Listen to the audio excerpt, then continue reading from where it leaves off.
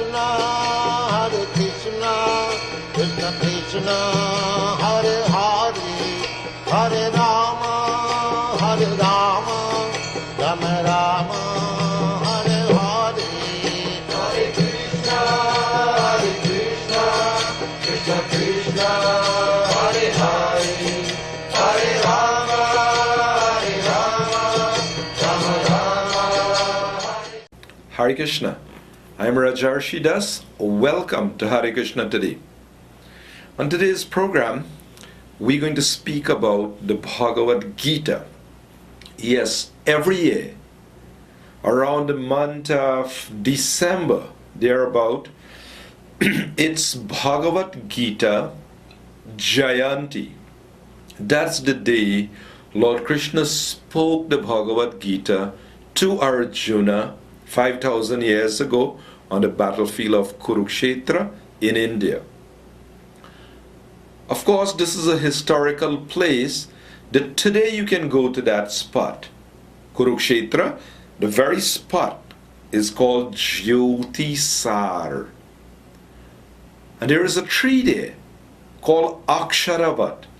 And that tree was present 5,000 years ago when Krishna spoke the Gita, and it is present today. It's called Aksharavat, an immortal tree.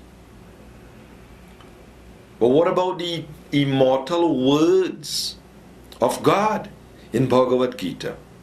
How important is that to our life? I've been to Aksharavat many years ago on one of my pilgrimage trips.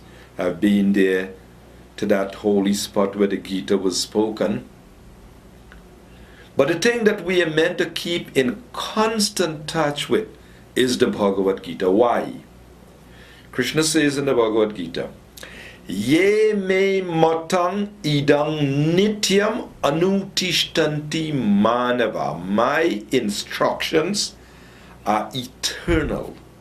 And anutishtanti manava. And it is meant to be followed by human beings in an ongoing way. Not sometime.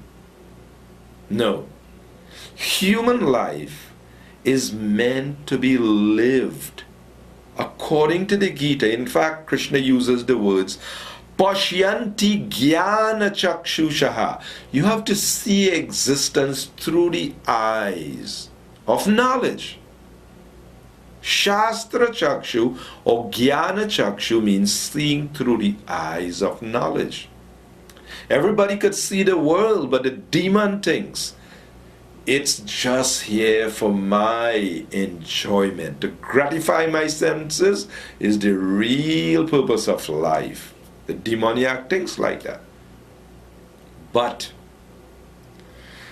Krishna spoke Bhagavad Gita to wake us up. To wake us up. So you may say, I'm not sleeping, I'm awake. You sure? You sure you're awake? Do you know what is the awakened condition? The Vedas are saying, Utishta Jagrata Prapya Varani Bodhata. Please wake up. Why is the Upanishad saying to wake up?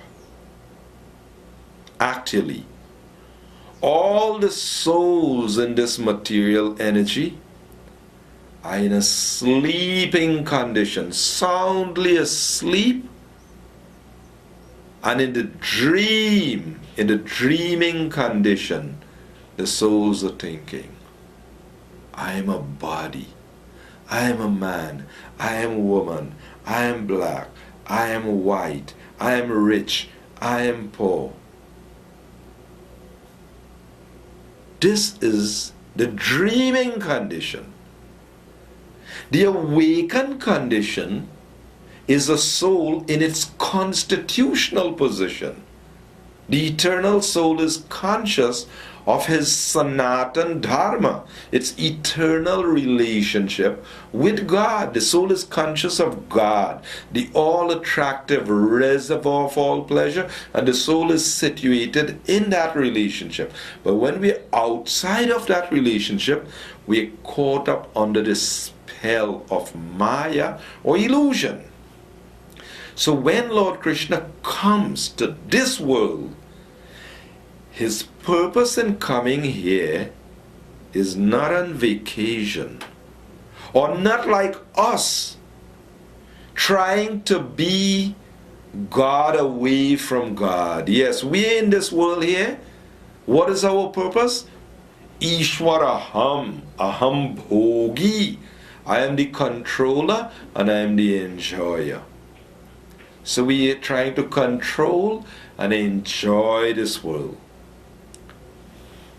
So Krishna is the father of all beings, and he doesn't like to see us, his children, miserable and suffering in this world. He just doesn't like us in this condition. I mean, we don't like our condition either. But the point is, what are we doing about it?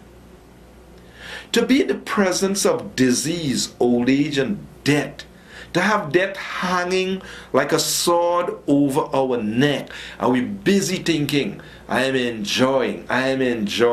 It's like you have a nice plate of food, right? Delicious food in front of you, but there is a sword over your neck, and anytime it may come down. So how much illusion we are in, that we are peacefully, joyfully eating, and not knowing that the sword is going to come down on our neck.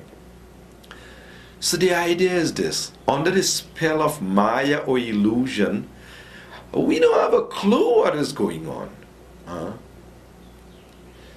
Fool's paradise, this world. So when Krishna comes to this world, then he comes to wake us up. So one important and interesting study we would like to do is describe all the different characters or personalities or the different processes or practitioners that Krishna describes in the Gita. He described demons, disobedient persons, yogis of all description, materialists who is very dear to him. But let us start from the beginning. What about the beginning of the Gita? How does the Gita begin? Dharmakshetre kurukshetre samaveta yuyutsavaha mamaka pandavaschaiva kimma kurvata sanjaya. Dhritarashtra uvacha. The blind king Dhritarashtra, he spoke the first verse in the Gita.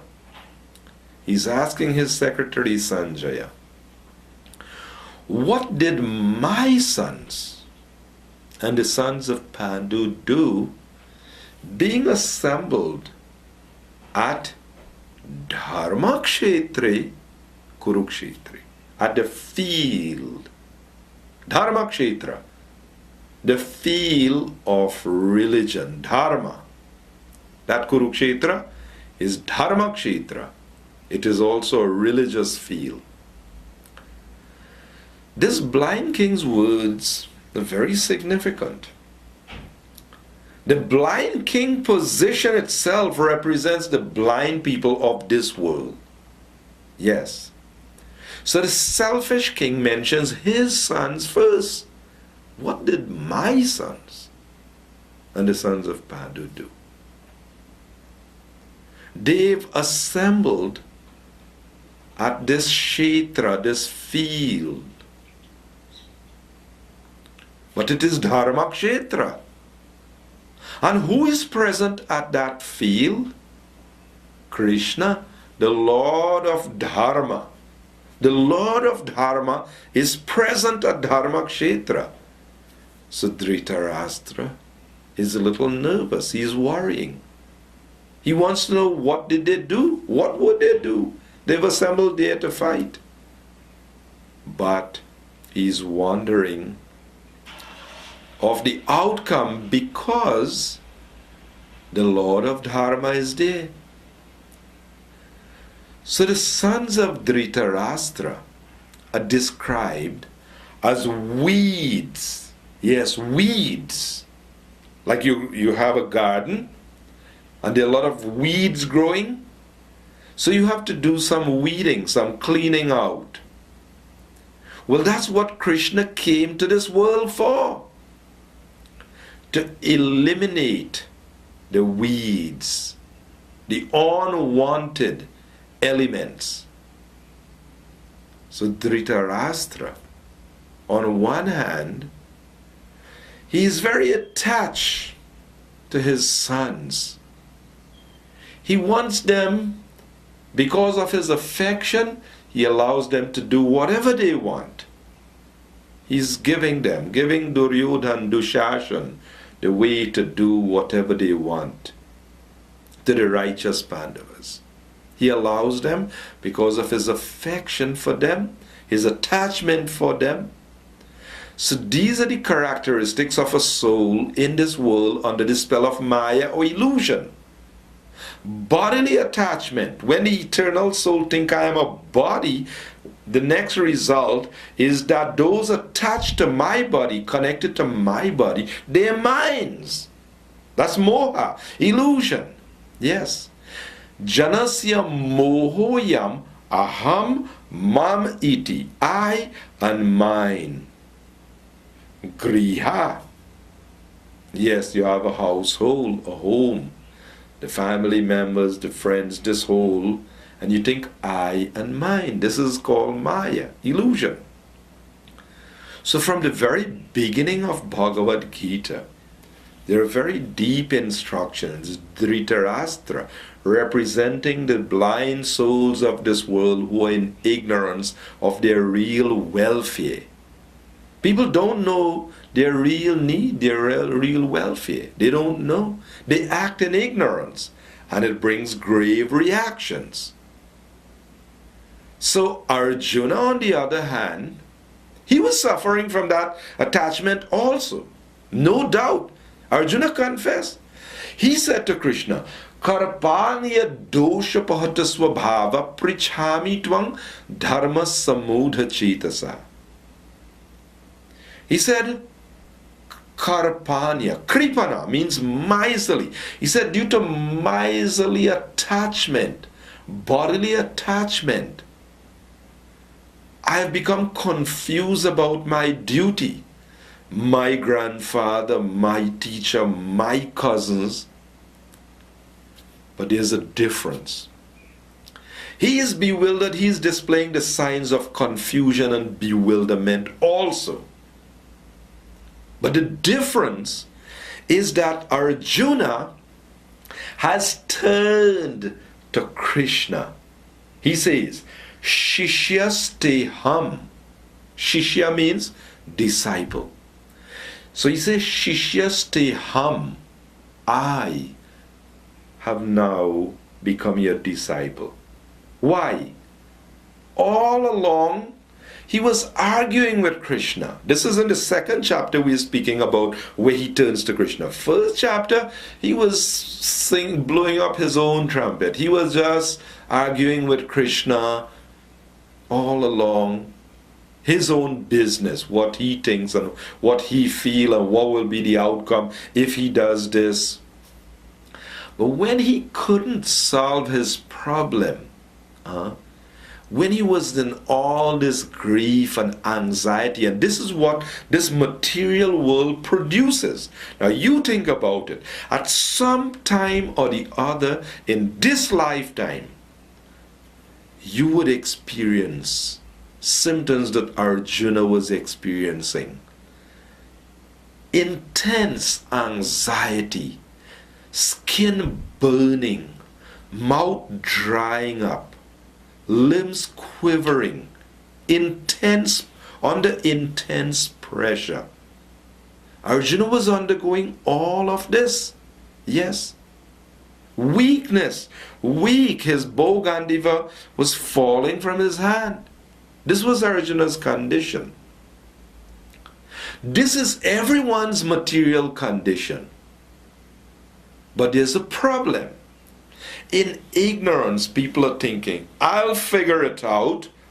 I'll set it right. I'll put it right. And we run straight into debt in ignorance, not solving the problems. So guess what Krishna did? He chastised Arjuna. He said to Arjuna, Ashocyanan vashochastvang pragya vadamscha bhashasi gatasun agatasungscha nanushochanti pandita. He said, Arjuna,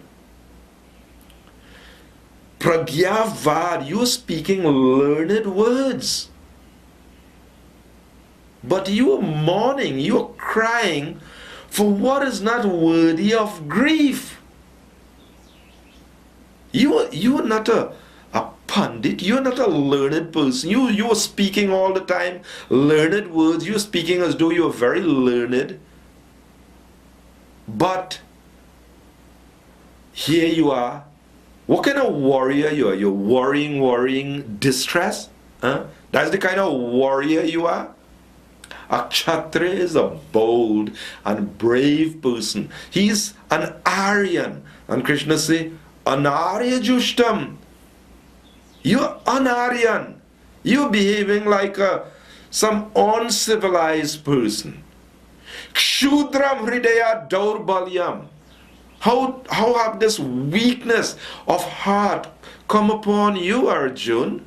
Anarya Jushtam, that is not befitting an Aryan, someone who knows the progressive value of life. So for the foolish people in this age of Kali Yuga, they think they're very learned, they think they have it together in life, but they don't have a clue as to who they are, where they came from, why they're here, what is the nature of this world, where they're supposed to go, and what they're supposed to do to go there. They're not aware of it, and they think themselves very learned. So Krishna chastised Arjuna so that we, the foolish people of this world, won't think, yeah, I am very learned, I got PhD, I have this degree, I have that degree. Those things are like trying to cross the ocean by holding on to a dog's tail. No doubt, dog can swim, but don't hold your breath. Don't expect to cross the ocean by holding on to a dog's tail. No. You may be the best Olympic swimmer, but if you are dropped in the middle of the ocean, you cannot save, you can't swim yourself to safety. You cannot.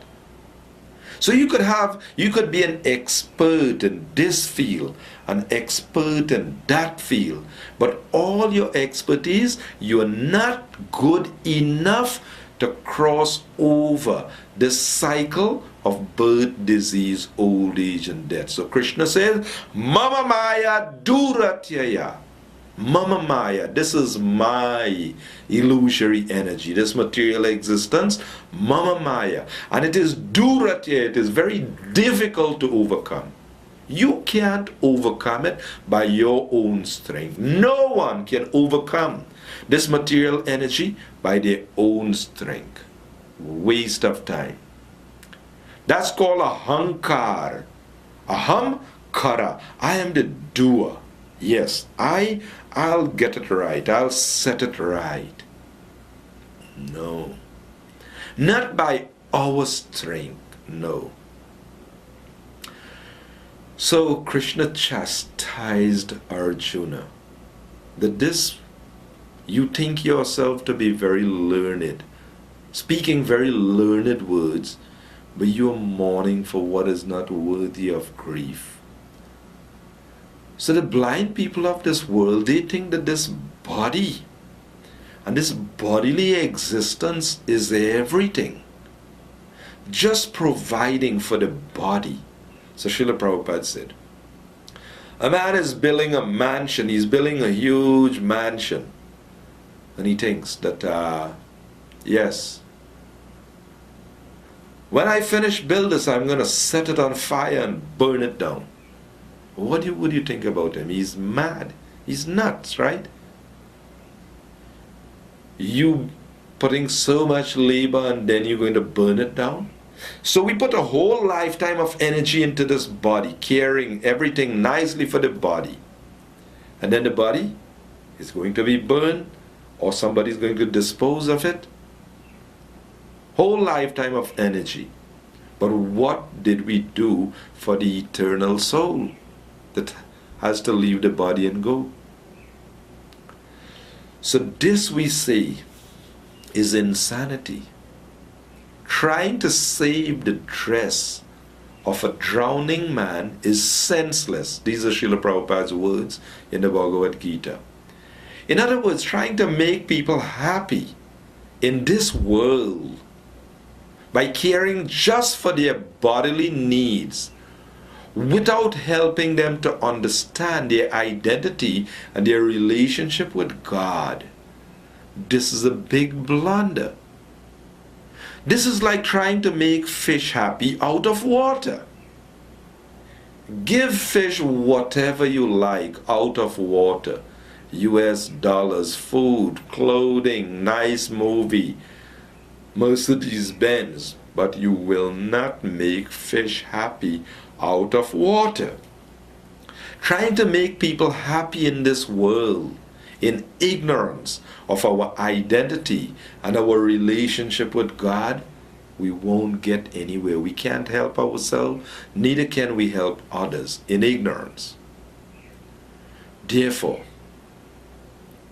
we should know this world for what it is.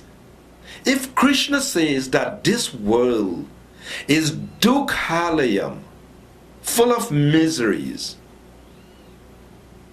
is that not good enough for us to accept? We don't trust him. We don't believe him. If he says this world is dukhalayam, full of miseries, ashashvatam, temporary, why should we waste our whole valuable human life just trying to make all kinds of petty stopgap adjustments, hoping that I'll be permanently happy, and not utilizing the valuable human form of life to do what Krishna is saying in the Bhagavad Gita? Does that make sense? How much time we're spending to hear from Krishna in the Bhagavad Gita as to what he wants us to do? How much time are we investing for that? Yet we labor very hard. And what's the end result? Disease, old age, and death. And we're kicked out. We're eliminated from the picture. Yes. You're just evicted from this situation. That's like you're sleeping very nice, comfortable in your bed at midnight, and someone just come and chuck you out on the street, just put you out on the street. This is not your home. Huh? Bank foreclose on you? They just put you out on the street? Well, that's what it is like. Death. All the time you pampering the body and thinking this is me. And all of a sudden some Yamadutas board you and they just have you on the run. They drag you out of this body like a Jamil. Drag you out of this body. So the idea is this. Krishna spoke Bhagavad Gita to wake us up out of this dream. We are living this 50, 60, 100-year dream. In the night we go to sleep and we're having a 5 minutes dream. But this whole lifetime away from God is like a dream. So when we wake up and we're conscious that I'm an eternal soul, and we're conscious of God and our relationship with him, our duty towards him, and the perfection, the goal, and the means for achieving this goal, then we are awake. Otherwise, we're just prolonging the dreaming condition. Suppose you're dreaming and tiger is attacking you in your dream, but you're just trying to run faster, or you're trying to scare the tiger away, or you're trying in your dream to... You won't solve the problem in your dream. If you wake up, tiger gone, no more suffering in the dream. So human life is meant for self-realization, not sense gratification. So Krishna's purpose in coming to this world is to wake us up to reality.